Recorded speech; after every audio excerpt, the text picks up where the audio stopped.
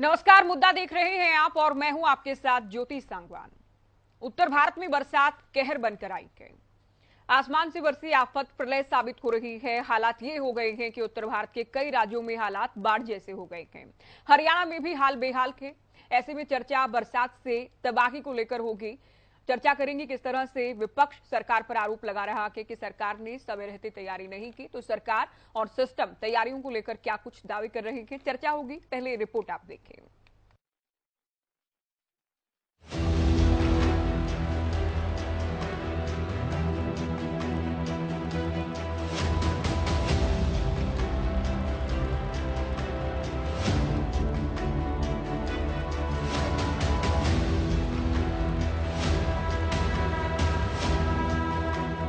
Monsoon की बरसात इस बार प्रलय में तब्दील होती नजर आई।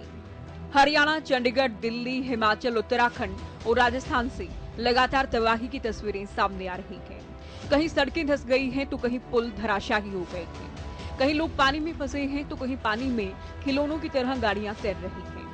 मानसून के रिकॉर्ड तोड़ बरसात ने लोगों का जनजीवन अस्त व्यस्त कर दिया है। बरसाती नदियां उफान पर हैं। लोगों के घरों में, दुकानों में पानी घुस गया है।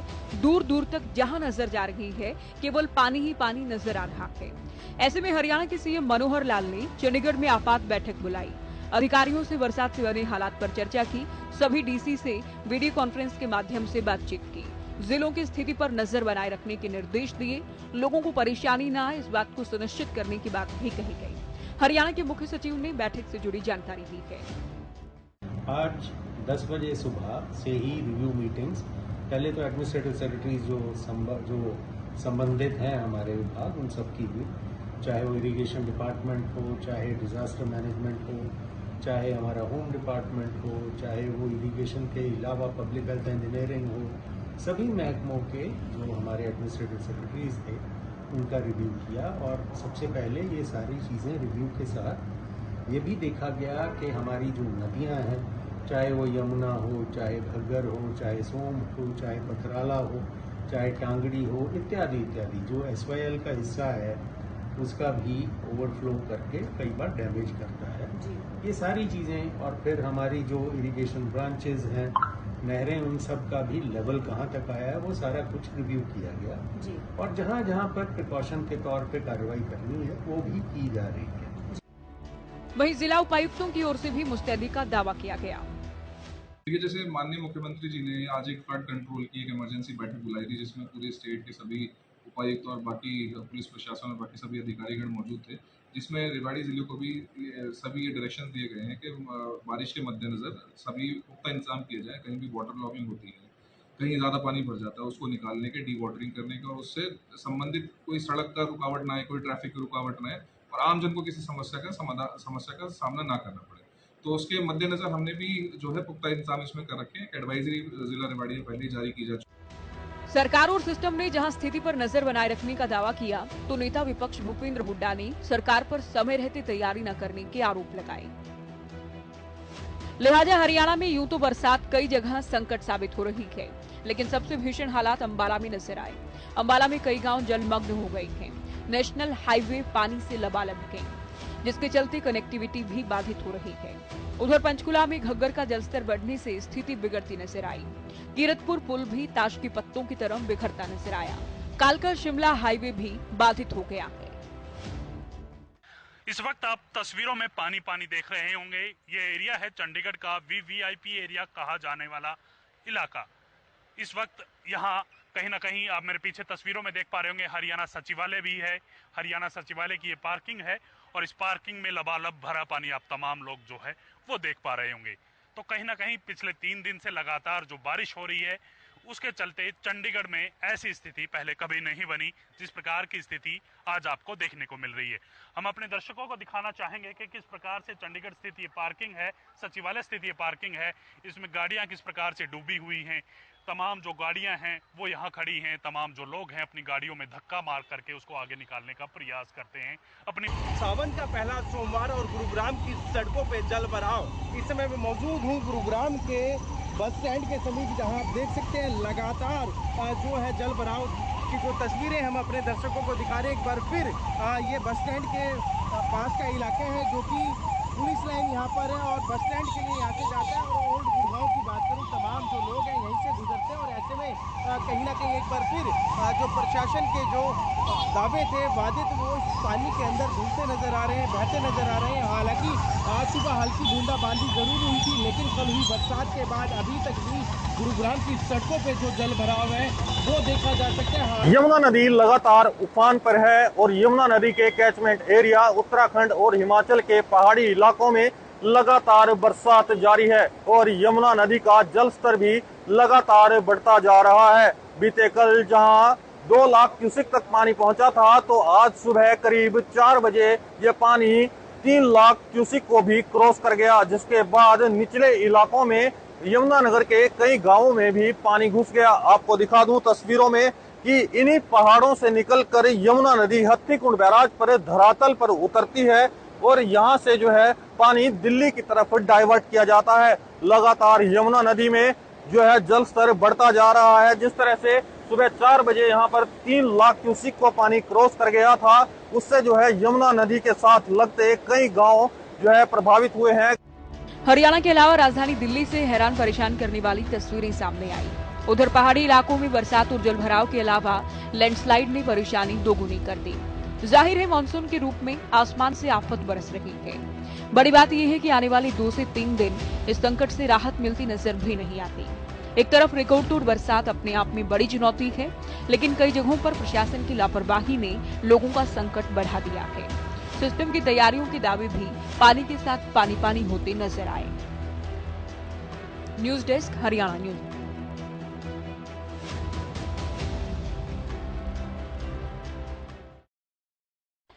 तो बरसात का प्रहार, हर ओर हाहाकार। उत्तर भारत के तो कई राज्यों में कम से कम हाहाकार मचा है, हरियाणा भी इनमें से एक है। कैसे बिगड़े बरसात से हालात, क्योंकि हर मानसून में परेशानी जरूर उठानी पड़ती है, लेकिन इस बार बरसात अधिक है तो परेशानी भी कहीं अधिक है। कुदरत का खेल, क्या सिस्टम हुआ फेल? सिस्टम के दावे क्या एक बार फिर से पानी पानी साबित हो रहे हैं? क्योंकि बहुत बार ये दावे किए जाते हैं मानसून को लेकर हम तैयार हैं, लेकिन हर बार दावों की पोल खुलती है। नेता प्रतिपक्ष भी आरोप लगा रहे हैं कि सरकार ने समय रहते तैयारी नहीं की, क्योंकि सरकार नाम बदलने में बिजी थी, नाम बदलने में व्यस्त थी और यहाँ लोग परेशान हो रहे हैं। चलिए चर्चा की शुरुआत कर लेते हैं। कुछ खास मेहमान हमारे साथ जुड़ गए हैं। हरियाणा बीजेपी से प्रवक्ता कृष्ण ढूल जी हमारे साथ हैं, कांग्रेस प्रवक्ता रविंद्र सिंह ढूल जी जुड़ गए हैं, इनेलो का पक्ष रखने के लिए विजेंद्र रेहड़ू जी चर्चा में जुड़े हैं, आम आदमी पार्टी प्रवक्ता सुखबीर तंवर जी और साथ ही मौसम एक्सपर्ट डॉक्टर चंद्रमोहन जी हमारे साथ जुड़े हैं। स्वागत है सभी का। शुरुआत चंद्रमोहन जी आपसे ही कर लेंगे। हाल बेहाल की बरसात से आने वाले दिनों के लिए क्या कुछ अपडेट, क्या जानकारी? हरियाणा एनसीआर में मानसून अपने समय से पहले दस्तक दे दी थी। 25 जून को हरियाणा एनसीआर दिल्ली में लगभग सभी जगह पर बारिश की गतिविधियों को दर्ज किया गया, परंतु बीच में थोड़ा सा मानसून में थोड़ी सी सुस्ती आई, परंतु उसके बाद 4 तारीख से लगातार बारिश की गतिविधियों में वृद्धि हुई। परंतु इस दौरान एक वेस्टर्न डिस्टर्बेंस उत्तरी पर्वतीय क्षेत्रों पर सक्रिय होने से इस मानसून को और ज्यादा हवा मिल गई, जिसकी वजह से पूरे पर्वतीय क्षेत्रों जिसमें उत्तराखंड, हिमाचल प्रदेश और साथ में मैदानी राज्यों जिसमें पंजाब, राजस्थान, हरियाणा एनसीआर, दिल्ली, उत्तर प्रदेश, सभी जगह अच्छी बारिश हो रही है। और पिछले अगर हम बात करते हैं पिछले सालों की, तो कई सालों का रिकॉर्ड भी कई जगहों पर टूटा है, जिसकी वजह से पर्वतों पर तो जल प्रलय हो रही है और मैदानी क्षेत्रों पर विशेषकर अगर हम हरियाणा की बात करें, जो हमारा उत्तरी, पूर्वी और दक्षिणी क्षेत्रों में जो सड़कें हैं वो दरिया बनी हुई हैं और काफी सालों के रिकॉर्ड टूटे हैं। अगर हम आज की बात करें, आज पूरे हरियाणा में जो बारिश के अगर आंकड़े देखते हैं 28.2 मिलीमीटर बारिश हुई है, जो इस दौरान केवल 4.5 मिलीमीटर बारिश होती है, जो 540% अधिक हुई है। अगर हम पूरे 1 जून से लेकर आज 10 जुलाई तक के अगर हम आंकड़े देखते हैं, तो आज तक जो बारिश हरियाणा में 169.3 मिलीमीटर बारिश दर्ज हुई है, जबकि इस दौरान केवल 92.9 मिलीमीटर बारिश दर्ज होती है, जो सामान्य से 82% अधिक है। तो जो आंकड़े हैं वो सामान्य से अधिक यानी डबल के करीब आंकड़े मतलब दर्ज हो रहे हैं। तो हमारे एनसीआर दिल्ली, हरियाणा सभी पर अच्छी बारिश की गतिविधियों को दर्ज किया जा रहा है और आने वाले 1-2 दिन इसी प्रकार की गतिविधियों को देखने को मिलेंगी और उसके बाद 2-3 दिन का मानसून में ब्रेक लगेगा, परंतु 15 तारीख को एक और पश्चिमी विक्षोभ सक्रिय हो रहा है, जिसकी वजह से 15 से लेकर 20 तारीख तक मानसून गतिविधियों में मतलब जारी रहेंगी। चलिए चर्चा को आगे ले जाएं, उससे पहले तस्वीरें हम दिखा रहे हैं। आप अपनी टीवी स्क्रीन पर देख रहे हैं हरियाणा के पूर्व मंत्री कृष्ण बेदी को देख रहे हैं और बेदी साहब नजर आ रहे हैं अपने घर में। इनके घर में भी आप देखेंगे कि पानी घुस चुका है। तो ये है हालात, वीआईपी से लेकर वीवीआईपी, कोई अछूता नहीं है इस बरसात के असर से, प्रभाव से। तो पूर्व मंत्री बेदी के घर की तस्वीरें, घर में पानी घुसा है और ये उत्तर भारत के कई राज्यों में स्थिति ऐसी हो गई है। अब सरकार से और सिस्टम से भी सवाल बनते हैं कि जवाबदेही आखिर किसकी बनती है। इसमें कोई डाउट है नहीं कि बरसात बहुत ज्यादा हुई है ढोल साहब, लेकिन इसमें बीजेपी की बात करें, सरकार की बात करें और प्रशासन की बात करें, क्या तैयारियों में नाकामी भी नजर आती, मानेंगे? बीजेपी से सवाल है। ये एप्रोप्रिएट वर्ड है। हेलो जी बोलिए। मेरे से प्रश्न है ज्योति जी आपसे ही है। हाँ ज्योति जी, मेरा ये भाव है कि अगर आप इसको ये कहेंगे कि तैयारियों का काम ये है, तो मैं ये मानूंगा कि ये शब्द जो है ये एप्रोप्रिएट वर्ड नहीं। कभी आपसी जनपद से बात कर रहे थे, उन्होंने बताया कि सामान्य से 82% बारिश है वो ज्यादा हुई है जी। और मुझे लगता है प्रशासन की तरफ से तो जो फ्लड कंट्रोल की पुराने समय में एक होती थी, हमने 2 वीक से शुरू करके हैं।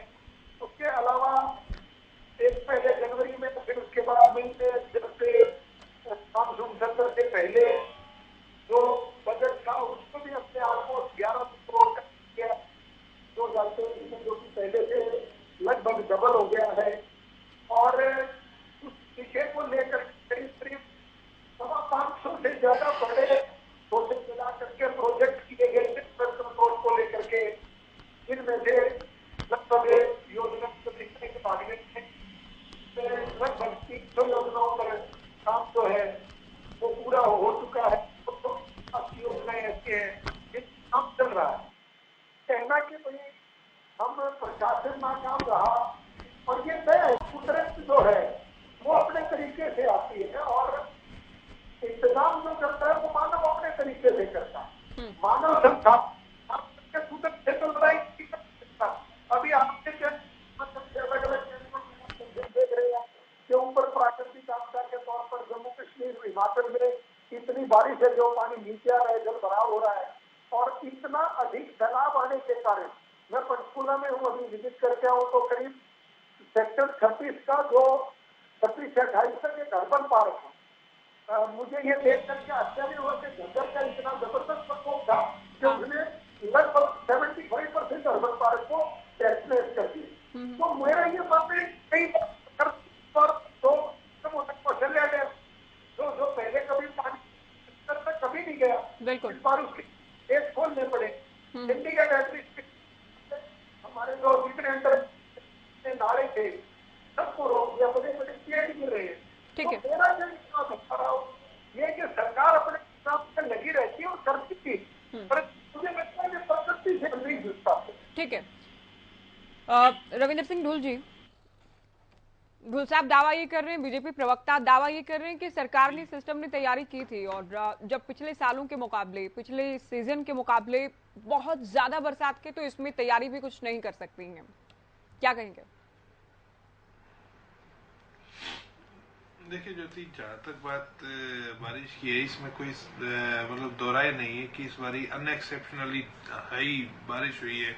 चंडीगढ़ ट्राई सिटी के रीजन में तो बताते हैं कि पिछले 70 साल का रिकॉर्ड जो है इस क्षेत्र में बारिश का टूटा है। तो ऐसे में जहाँ तक बात बारिश की है, तो एक्स्ट्रा ऑर्डिनरी सर्कमस्टांस के अंदर मैं ये बिल्कुल सच्चाई मानता हूँ कि सरकार कोई भी हो, उसकी तैयारियां कैसी भी हो, वो कहीं ना कहीं फेल होती दिखेंगी। ये तो है एक सच्चाई, क्योंकि ये तो इमरजेंसी वाली बात होगी कि भी आज के दिन में इमरजेंसी सिचुएशन एक इस प्रकार की है इन जिलों के अंदर, खास करके जो आपके कुरुक्षेत्र से इस तरफ के जिलों में, चाहे यमुनानगर हो, पंचकुला हो, अम्बाला हो, अपना आपका इवन चंडीगढ़ भी है जो कि सेंट्रली रूल्ड है, उन सब क्षेत्रों के अंदर इसी प्रकार का हालात है। ये इसी प्रकार के हालात जो है पंजाब के अंदर है, चाहे पटियाला हो, चाहे राजपुरा हो, चाहे आपका जो अम्बाला वाला जो रोड, ये लालड़ू, डेराबस्सी, जीरकपुर जो है इस क्षेत्र के अंदर हालात सच्चाई में खराब है। मेरा जो है सरकार को एक निवेदन भी है, एक सजेशन भी है इस प्रकार का। पहली बात तो एक चीज मैं देख रहा था कि स्कूलों की तो छुट्टी हो गई है, इसमें कोई शक नहीं है, सभी स्कूलों को बंद कर दिया गया है। इसके लिए ये एक अच्छी पहल मैं मानता हूँ, क्योंकि ऑनलाइन लर्निंग बच्चे कर सकते हैं और स्कूल भी हैबिचुअल है, सभी बच्चे घर में बैठ करके पढ़ाई कर रहे हैं। एक चीज ऐसी है जिसको सरकार को थोड़ा देखना चाहिए कि जो सरकारी दफ्तर है, एक्सेप्ट फॉर इमरजेंसी सर्विसेज, प्रयास करना चाहिए सरकार को कि एम्प्लॉइज को भी कम से कम बाहर बुलाए, क्योंकि जान माल का नुकसान होने की संभावना, सड़क के ऊपर कंजेशन से भी दिक्कत होती है इस प्रकार की। क्योंकि देखने को मिला है कि कुछ क्षेत्रों के अंदर तो जिस तरह आपकी गाड़ियों के अंदर पानी भर रहा है तो उसके कारण डैमेज प्रॉपर्टी को होता है। इस चीज को एक तो सरकार को देखना चाहिए कि मिनिमम अटेंडेंस रहे रोड के ऊपर। और जो दूसरी चीज सरकार को रखनी चाहिए, आज की इस चीज से सबक लेकर के, आज तो आप काम नहीं कर पाएंगे इस समय, तो सिचुएशन जो है केवल यही है कि भी आप इस तरह किसी नदी है उसके ऊपर है तो आप उसके तट को टूटने से बचाएं, किसी जगह पे माइनर के अंदर, मतलब कि एक कंट्रोल सिचुएशन में वाटर को रिलीज करने के अलावा इस समय पर सरकार के पास में कोई और ऑप्शन इस समय पर नहीं है, एक्सेप्ट फॉर द थिंग कि भी यदि आम जनता को किसी जगह पे आवश्यकता है राशन पानी की तो उन तक वो मुहैया कराया जाए, ये तो सरकार करेगी, सरकार की ड्यूटी है। लेकिन ज्योति, मेरा वीडियो दिख रहा है? नहीं, अब यहाँ पर इलेक्ट्रिसिटी फेलियर आया है तो हमारे यहाँ पर तो इलेक्ट्रिसिटी फेलियर है यहाँ पे, तो 2-3 मिनट के बाद में शायद मैं, तब तक मैं ऑडियो में आपको ले लीजिए मेरा एक लाइन में कह करके कंक्लूड कर दूंगा इस जगह पर, आप उसके बाद आगे चलिए। जी, मैं ये चाहता हूँ सरकार को कि सरकार जो है इस तरह की चीज से सबक लेकर के, जो आपका जो चंडीगढ़ ट्राई सिटी में आप देखेंगे कि इतना अच्छा सीवरेज सिस्टम है, इस प्रकार का जो सीवरेज सिस्टम है यदि आप बाहर के क्षेत्रों में बनाने का प्रयास करेंगे तो उससे आम जनता को बहुत ज्यादा राहत मिलेगी। ये बहुत आवश्यक है सरकार के लिए कि आगे भविष्य में इससे, क्योंकि बहुत ज्यादा डिस्टर्बेंस आगे भी आने वाली है मौसम के अंदर, प्रकृति के साथ जिस प्रकार की छेड़खानी हुई है, तो मान करके चलिए कि अलग अलग प्रकार के मौसम आते रहेंगे, लेकिन सरकार हर बार इस तरह हाथ से धरे बैठी नहीं रहेगी कि जी एक्सेप्शनली हाई आ गया अब हम कहाँ जाए। कोई भी सरकार हो भविष्य की योजना बना करके उसे मेरे हिसाब से जो काम करना चाहिए। चलिए नैलू को भी चर्चा में जोड़ते हैं। रेड्डी साहब, अभय चौटाला भी आरोप लगा रहे हैं कि सरकार ने तैयारी नहीं की, जबकि पहले से जानकारी थी बरसात को लेकर। जी ज्योति जी, देखिए ये एक प्राकृतिक आपदा है और जो नेचुरल कैलेमिटी होती है उसका कोई अंदाजा नहीं हो सकता कि वो कितनी बड़ी आ जाए और कितना ज्यादा नुकसान कर दे। आप इतिहास उठा करके देख लीजिए कि सभ्यता की सभ्यता नेचर ने बदलने का काम किया है। तो ऐसी ही ये कैलेमिटी है जो इस मौसम में ज्यादा बारिश होने से आई है। और जैसे हमारे साथी कह रहे थे कि भाई चंडीगढ़ में 70 साल का रिकॉर्ड टूटा है, लेकिन ओवरऑल इंडिया में भी जो मीडिया के माध्यम से जानकारी मिली है 10 साल का रिकॉर्ड तोड़ा है, ज्यादा बारिश हुई है। और जब इस तरह की बारिश आएगी तो नेचुरल सी बात है कि मुसीबत भी आएगी और पानी भी भरेगा और मकान भी गिरेंगे और काफी सारे 20-25 से जाने भी जा चुके हैं अब तक, तो ये होता है। लेकिन मैं ये जरूर कहना चाहूंगा ज्योति जी, देखिए जब बारिश ज्यादा हो जाती है, अचानक बारिश हो जाती है या लगातार बारिश चलने से, कई दिन चलने से ज्यादा पानी हो जाता है, उसमें चाहे यमुना हो, चाहे सतलुज है, चाहे हथनीकुंड बैराज की बात कर लो, चाहे कौशल्या डैम की बात कर लो, इनमें पानी का स्तर पड़ेगा। जब पहाड़ों से पानी आएगा तो पानी का स्तर तो पड़ेगा, और जब पानी का स्तर पड़ेगा तो आगे जो है ना वो पानी खोला जाएगा, वो नदियों में नहरों में जाएगा और वहां पर नदियों नहरों का स्तर बढ़ेगा। ये तो एक प्राकृतिक आपदा है। लेकिन ज्योति जी, सरकार की जो फेल्योरनेस है वो सबसे बड़ी फेल्योरनेस ये है कि जब सड़कों पर पानी भरता है, जब गलियों में पानी भरता है, ये सरकार की फेल्योरनेस है। वहां तो कम से कम ऐसा सिस्टम होना चाहिए कि वो पानी तुरंत वो निकल जाए। यहाँ फेल्योरनेस सरकार की मानती है, चाहे कितनी भी ज्यादा बारिश हो, कितनी भी ज्यादा बरसात आ जाए, कितना भी ज्यादा पानी आ जाए, कम से कम घरों में तो पानी ना घुसे, इसकी तो व्यवस्था करना सरकार की जिम्मेवारी बनती है। उस पानी को कैसे आप ड्रेनेज तक लेकर के जाएंगे, कैसे नहरों में डालेंगे, तालाब, कोई भी व्यवस्था हो। 1947 में हमारा देश आजाद हुआ, उससे पहले तो हम मानते हैं कि वे विदेशी थे, वो हमारी जो एम्यूनिटीज का इतना ज्यादा ध्यान क्यों रखेंगे। लेकिन 1947 के बाद भी हम 75वां आजादी का अमृत महोत्सव मना रहे हैं, और आज भी जब थोड़ी सी ज्यादा बारिश हो जाती है तो गलियों में, घरों में पानी घुसता है। मैं मानता हूं ये सभी सरकारों की फेल्योरनेस है, मैं अकेला भाजपा को दोष नहीं देता इसमें, लेकिन कोई ऐसी व्यवस्था, ऐसा कोई बढ़िया ढांचा सीवरेज का हमारी सरकारें खड़ा नहीं कर पाई, जो कि मानव जो है कम से कम बारिश से चिंता मुक्त हो जाए कि बारिश कितनी भी आ जाए, हमारे घरों में, हमारी शॉप्स में, हमारे कॉम्प्लेक्स में पानी नहीं घुसेगा। अभी देखिए एक सोसाइटी का दिखा रहे थे, उसकी पहली मंजिल ही डूब गई। हाँ। पहली मंजिल तक डूब गई वो पानी में। तो क्या तो सोसाइटी बनाने वाली बात है, कहाँ बनाई, कैसे बनाई, क्या उनका मैनेजमेंट था।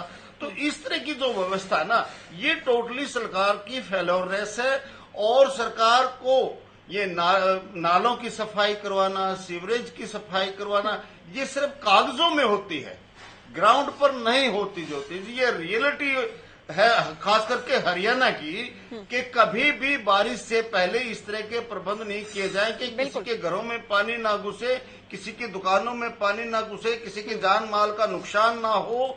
ये जो बस्तियों में जो प्रबंध होना चाहिए वो नहीं किया जाता। हर साल जो है ना सिर्फ एक बजट इसके लिए आरक्षित किया जाता है, उसकी घोषणा की जाती है, जनवरी में या फरवरी में मीटिंग बुलाई जाती है, एनडीआरएफ की या एसडीआरएफ जो भी है उनकी मीटिंग बुलाते हैं, आदेश दिए जाते हैं, लेकिन आदेशों का इम्प्लीमेंटेशन जो ग्राउंड पर नहीं होता। ये सरकार की बहुत बड़ी कमजोरी है। आज भी सीएम साहब ने मीटिंग बुला ली, अधिकारियों का आदेश दे दिया। अरे भाई, जब चिड़िया चुग गई खेत तो वापस ताई होत क्या। अब तो बाढ़, घरों में पानी घुस चुका है, नुकसान हो चुका है। उस ऐसे हालात में वो मीटिंग वाले अधिकारी क्या करेंगे। अभी तो भगवान आशीर्वाद देगा, बारिश बंद होगी, पानी का लेवल नीचे जाएगा, उसके बाद ही कुछ करवा ले, तब भी गनीमत रहेगी। लेकिन ये नहीं करवाया जाता। इसलिए अभय सिंह जी ने भी सही कहा बिल्कुल कि सरकार जो है समय रहते तैयारी नहीं करती, केवल कागजों में तैयारी होती है, ग्राउंड पर तैयारी नहीं की। सुखबीर तंवर जी, आप कैसे सरकार और सिस्टम की तैयारी को देख रहे हैं? क्योंकि आज भी आपात बैठक बुलाई गई और ये कहा गया कि इस बात को सुनिश्चित करें कि नागरिकों के सामने, हरियाणा वासियों के सामने कोई दिक्कत परेशानी ना हो।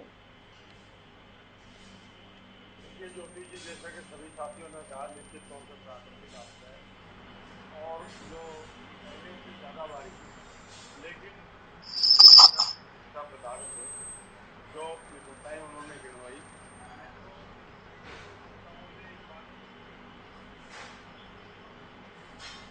चलिए, आपकी आवाज नहीं मिल रही तंवर जी,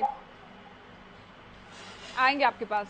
चंद्रमोहन जी, एक बार फिर से आपके पास आती हूँ। आपने कहा कि अभी ये संकट और बड़ा हो सकता है। मानसून की तेज हवाओं की गतिविधियों की बात करें या पश्चिमी विक्षोभ की बात करें, तो अभी आने वाले 2 से 3 दिन हम मानकर चलें कि राहत नहीं मिलने वाली, या समय अधिक हो सकता है ये? जी बिल्कुल, आने वाले 1-2 दिन इसी प्रकार की गतिविधियां विशेषकर हरियाणा के उत्तरी और पूर्वी क्षेत्रों पर देखने को मिलेगी। उसके बाद 1-2 दिन राहत मिल सकती है, परंतु 15 तारीख से फिर से एक सक्रिय मानसूनी बारिश का दौर देखने को मिलेगा। तो अभी इस प्रकार की राहत नहीं मिलेगी। कृष्ण ढूल जी, अभी हुड्डा साहब की ओर से कहा गया आज कि जब तैयारी करनी थी उस वक्त सरकार Hooda city centre metro station का नाम बदलने में व्यस्त थी, लेकिन अब चूंकि लोग परेशान हो गए हैं तो अब तो कम से कम ये राहत दी जाए कि जिन लोगों को नुकसान हुआ कि उनके लिए सरकार मुआवजा राशि जारी करे या ऐलान करे। नहीं, देखिए, मेरे सभी साथियों ने इस चीज को माना है कि ये प्राकृतिक आपदा है। फिर आप दोनों तरह की बातें ना करें, या तो राजनीतिक बात करें, इसको राजनीतिक विषय की तरफ लेकर के बोले, या इसको हमें सामाजिक विषय मानते हुए ये माने कि हाँ ये प्राकृतिक आपदा है। ठीक है, मैं दोनों बात इसलिए कर रही हूँ क्योंकि भूपेंद्र हुड्डा ने जो कहा हम उस बात को भी इग्नोर नहीं कर सकते। अब अभय चौटाला जो कह रहे हैं उस बात को भी हमने डिबेट में लिया के, सीएम साहब ने जो मीटिंग की तैयारियों को लेकर निर्देश दिए उस बात को भी हम शामिल कर रहे हैं। तो नेता तो खुद ही बनाने राजनीतिक, पूरी तरह से सामाजिक नहीं हो सकता। ढुल साहब, थोड़ी तो तैयारियों को लेकर भी बात होगी। जी, मेरा भाव ये है, मैं साथी प्रवक्ताओं से कह रहा हूँ कि सब ने ये माना कि लगभग 80% ज्यादा बारिश हुई। अब हमारी जो सीवरेज सिस्टम है, नाली सिस्टम है, ड्रेनेज सिस्टम है, उसकी एक कैपेसिटी है। उस कैपेसिटी से बाहर और उस कैपेसिटी से ओवर कैपेसिटी उसमें से समा ही नहीं पाएगी। अब अगर हमने शहर का सिस्टम अगर 1 लाख लोगों की व्यवस्था के लिए, 2 लाख लोगों की व्यवस्था के लिए शहर का सीवरेज सिस्टम रखा है और उसमें 80% बारिश ज्यादा आ गई उसकी कैपेसिटी से, तो नो डाउट में पानी भरेगा और उसको निकलने का समय नहीं देगा। आज मैंने बताया कि मैं घग्गर में देख जा रहा हूँ। घग्गर में मैंने अपनी लाइफ में 25 सालों में मैं पंचकूला में रहते हो गया, इतना पानी मैंने आज तक नहीं देखा जितना अब आया हुआ है।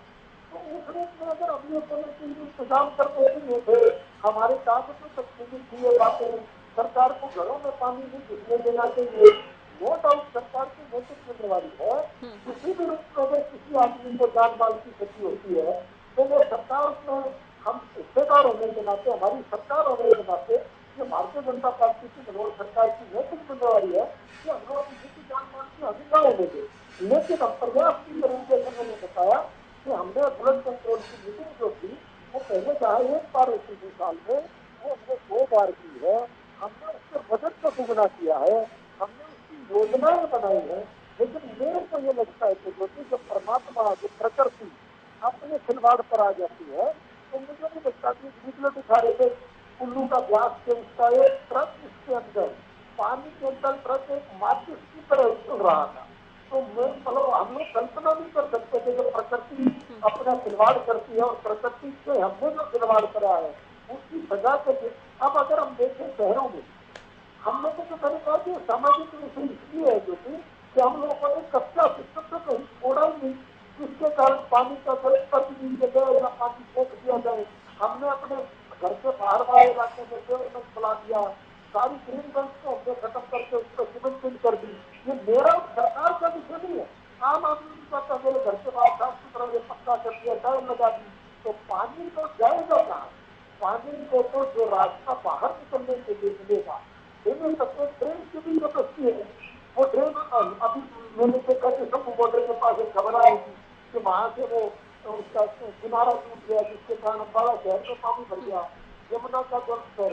और जैसे मैंने कहा कि पिछले 3 सालों से हमने कौशल्या डैम को लेकर के बहुत बार कांग्रेस के साथियों के साथ डिबेट किया। हमने ये कहा कि उन लोगों ने कौशल्या डैम पर 200 करोड़ रुपए से ज्यादा लगाए, लेकिन आज हम उसको कौशल्या डैम को देख रहे हैं तो वो अभी तक तो उसमें कभी हमेशा सूखा रहता था, आज उसके ऊपर इतना पानी कि उसके 3 गेट खोलने पड़े हैं। तो मतलब ये बड़ा चिंता का विषय है और सरकार की तरफ से इंतजाम हमेशा ये प्रयास रहता। मैंने ये कहा कि ये जिस प्रकार के विषय पर किसी की सरकार रहती, रेड्डी साहब ने बोला, रविंद्र दुलभाई को गया था कि नो डाउट कोई सरकार को इंतजाम करने के लिए, तो हमने कहा ही नहीं कि हम इंतजाम नहीं करते और सरकार को इंतजाम नहीं करती, परंतु जो विषय प्राकृतिक आपदा वाले है उस पर मुझे लगता है कि हम सबको सामाजिकता के विषय की तरफ आगे बढ़ते कि जिस प्रकार अब जो लोग जिनके घरों में पानी घुस गया, जिनके घर गिरने की स्थिति में है, उनको वहां से निकालना, बिल्कुल। चलिए इसी पॉइंट को आगे ले जाएंगे, इसी बिंदु के साथ आगे बढ़ेंगे। सुखबीर तंवर जी, अगर आपको आवाज मिल रही तो अपनी बात पूरी कीजिएगा। ज्योति जी, जिस प्रकार से निश्चित तौर पे सारे साथियों ने कहा है कि ये प्राकृतिक आपदा है, निश्चित तौर पर बारिश ज्यादा हुई है, लेकिन जिस प्रकार से सभी भारतीय जनता पार्टी के प्रवक्ता कह रहे थे और साथी बात कर रहे थे, जो कह रहे हैं ना कि भाई सरकार करती है, विगत 9 वर्षों में हर मानसून की पहली बारिश में गुड़गामा जाम हो जाता है। 9 साल में एक ड्रेनेज नहीं बना पाए, ये व्यवस्था है सरकार की, ये विफलता है सरकार की। और इतना इम्पोर्टेंट है आपका गुड़गामा 50% से ज्यादा राजस्व देता है सरकार को, और वहां आप 9 साल में एक ड्रेनेज सिस्टम नहीं विकसित कर पाए, तो ये अपने आप में प्रत्यक्ष उदाहरण है कि सरकार कितनी संजीदा है पानी के लिए। इसके अलावा मैं और बात करूंगा, और सारी बातें तो साथी बात कर रहे हैं। देखिए, जल संरक्षण बहुत महत्वपूर्ण बिंदु है और कई बार मैं इस विषय पे दिल्ली की भी बात करेंगे। तंवर जी, दिल्ली में क्या हाल है, क्या हालात हो गए वहाँ पर? नहीं, आप बात कर लेना, कोई बात नहीं, वो तो सब सारी जगह दिक्कत है, उसमें कोई बात नहीं। अच्छा, गुरुग्राम को विषय ये है, दिल्ली को लेकर हर जगह दिक्कत है। नहीं फिर ये नहीं आप कर लेना ना बात, कोई बात तो होगी ना। पंजाब में सरकार क्या कर रही है, दिल्ली में सरकार क्या कर रही है? केवल ये नहीं कि आप मनोहर सरकार पर ही आरोप लगाकर आगे निकल लेंगे। नहीं, कोई आरोप नहीं है। मैं कह रहा हूँ कि 9 साल में एक गुड़गांव जैसे वैश्विक शहर का ड्रेनेज ठीक नहीं कर पाए, ये अपने आप में विफलता है। बाकी बारिश ज्यादा हुई है, वो पंजाब में भी हुई है, हिमाचल में भी हुई है, सारी जगह हुई है, वो तो दिक्कत है।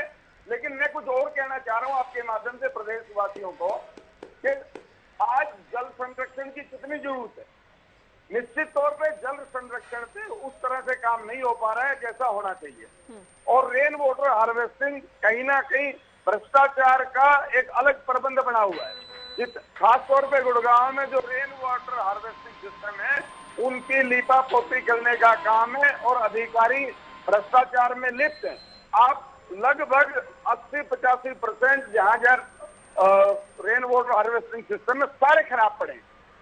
तो जिनकी जरूरत है जिन चीजों की, वो चीजें, वो विषय सरकार नहीं कर पा रही। मेरा विषय ये है। इसके अलावा अभी आप दिल्ली की बात कर रहे थे, कोई आरोप लगाने की बात नहीं है। बारिश सारी जगह है, समस्त उत्तर भारत में, और सारी जगह से व्यवस्थाएं ध्वस्त हैं। लेकिन मैंने तो आपको प्रत्यक्ष प्रमाण बताया, इस बारिश से मतलब नहीं है। गुड़गांव में तो पहली बारिश में हाल खराब हो जाता है। तो इस बात पर चिंता करने की जरूरत है। इस बात पर जवाब दे भारतीय जनता पार्टी के प्रवक्ता शासन में 9 साल से। चलिए डोल साहब कुछ कहना चाह रहे हैं, दीजिए उत्तर गुरुग्राम को लेकर। देखिए, मैंने पहले भी बताया था, हम लोगों ने इससे पहले भी जब बढ़ाव को मीटिंग में की, तो मैंने इनको बताया था, मेरे पार्टी जो आम आदमी पार्टी के कार्यकर्ता है, इनको ये कहा था कि 9 वर्षों में हमने जितने गुड़गांव में इंतजाम किए, उसका डे बाई डे उसका रिजल्ट आ रहा है। और आप लोग इतनी साफसफाई के साथ के तो दिल्ली में क्या 9 वर्षों में कभी आज तक पानी नहीं गिरा? अभी भी दिल्ली तो साफ सुथरी है। मेरे हरियाणा को बोले केजरीवाल की सरकार में तो न तो पानी है, न नो ड्रेनेज की। पिछले दिनों में कहा था कि हम दिल्ली में हर बार जाम लगता है, हर बार जाम लगता है, और आप नहीं कर पाए। यही सच्चाई है, यही सच्चाई है। इसके अलावा कोई सच्चाई नहीं है। गुड़गांव में जाके देखो हाल क्या है। पहली बारिश में दिल्ली के लोग तो त्राहिमाम करते हैं। दिल्ली में तो त्राहिमाम, कोई दिल्ली में त्राहिमाम नहीं, एक आधी घटना हो जाती है, कोई त्राहिमाम नहीं। दिल्ली में कहने से पहले त्राहिमाम नहीं होती। वो भगवान से मिल क्या हुआ? भगवान से नहीं, आपके पास जवाब नहीं है। जवाब नहीं है। 50% ज्यादा रेवेन्यू देता है गुड़गांव, भ्रष्टाचार की कोई जवाब नहीं है। बेड़ा गर्क कर दिया आपने वैश्विक शहर का। सुनो, आपने सिवाय गुरु कमल और PWD रेस्ट, उसके अलावा कुछ नहीं किया गुड़गांव में। सब धन तो नहीं कर रहा है। यही सब चाहिए। अपने घर से लगाए, छोड़ दो इस बात को। बनाने लग रहा है।